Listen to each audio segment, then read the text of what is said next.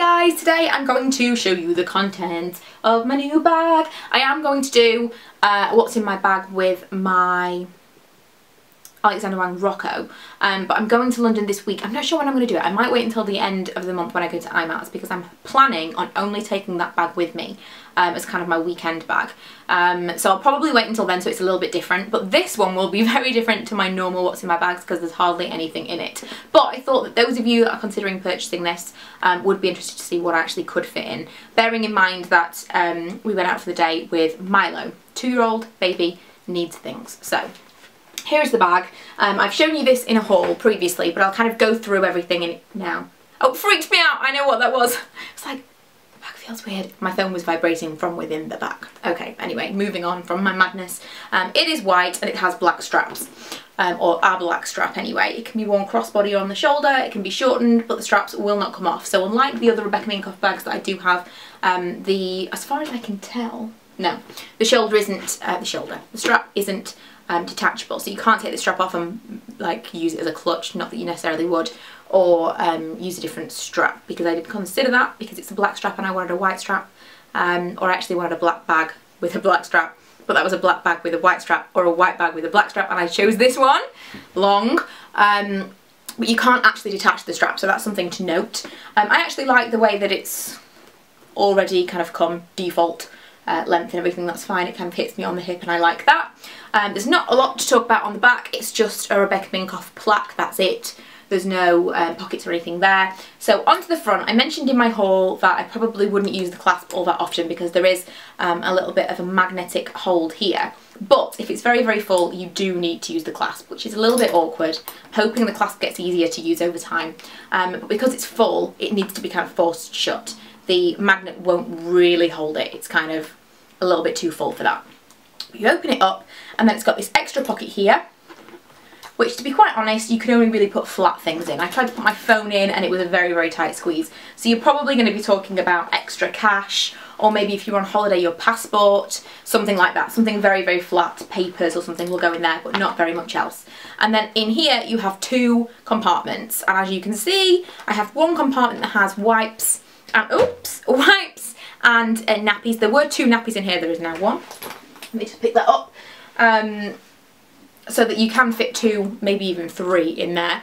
And that's almost a full pack of wipes as well. I could definitely have gotten some smaller wipes to condense what I have in here, but I have actually got enough stuff to take with me for the baby as well as my own stuff. So in the other compartment I have my purse, which is a big purse. Again, I could condense this and take a smaller purse if I wanted to.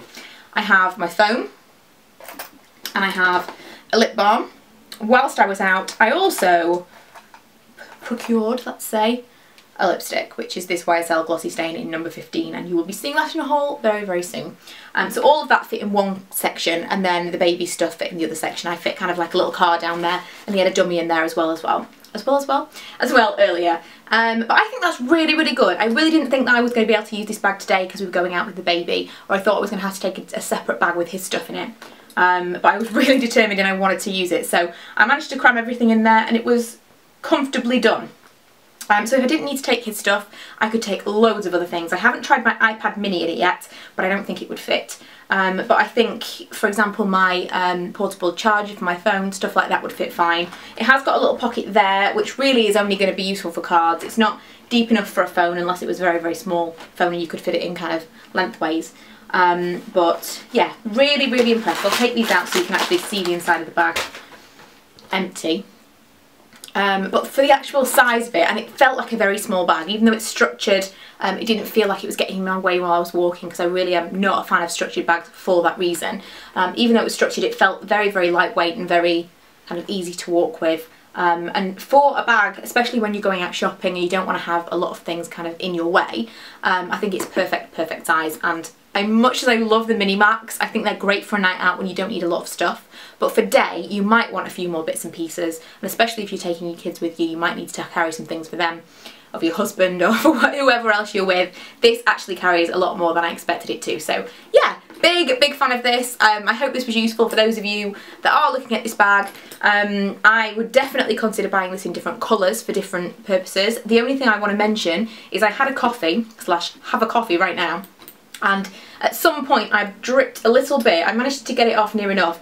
I've dripped like a tiny little bit on part of the stitching, and although the Saffiano leather is fairly hardy and durable and I thought it was going to be okay, people have mentioned about transfer from dark clothes and stuff, and I thought, oh, it'll be fine because this is kind of textured leather and it'll just wipe away. I didn't consider the cotton stitching, and the cotton stitching is very much, it's not kind of waxed, it's not protected anyway, so I feel like I'm going to have to get something, some kind of spray or something to try and protect that, because it just soaked up the colour of the coffee, and I just thought you could totally ruin the look of the bag without actually affecting any of this leather just by getting the dirt around these sections. I mean, it's stitched everywhere, even like within these little sections of the accordion style. It's absolutely everywhere there is stitching, so there's potential to really ruin this bag if you're not careful. So that's just something to mention because it's not something that even crossed my mind, didn't even consider it,